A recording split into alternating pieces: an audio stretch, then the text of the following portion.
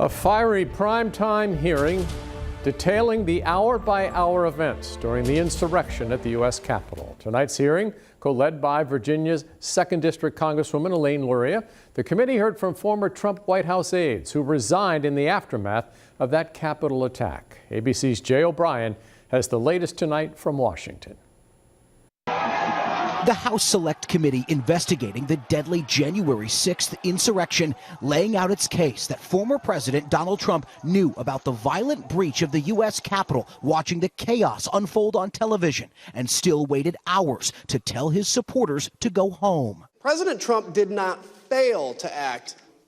He chose not to act. White House logs with no official record of what Trump did while the riot unfolded. Witnesses testifying in the midst of the Capitol attack, Trump was calling senators to ask them to object to the 2020 election results. Did you ever hear the president ask for law enforcement response? No. Former Trump White House counsel Pat Cipollone recounting multiple advisors pleading with the former president for hours to condemn the attack and call on the rioters to leave, and saying the president didn't listen. I said, people need to be told. There needs to be a public announcement fast that they need to leave the Capitol. Were you joined in that effort by Ivanka Trump? Yes. Eric Hershey? Yes. By Mark Meadows? Yes.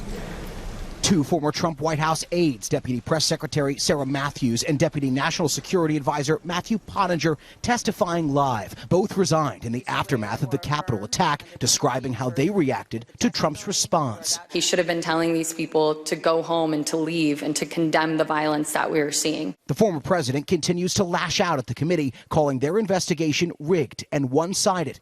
But Trump's inaction, the committee says, put the country at risk as the peaceful transfer of power was under siege.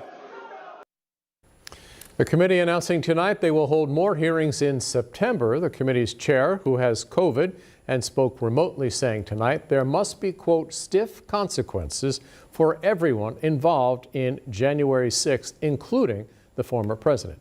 Now, Congressman Elaine Luria posted a tweet after tonight's hearing, saying, President Trump did not then and does not now have the character or courage to say to the American people what his own people know to be true. He is responsible for the attack on the Capitol on January 6th.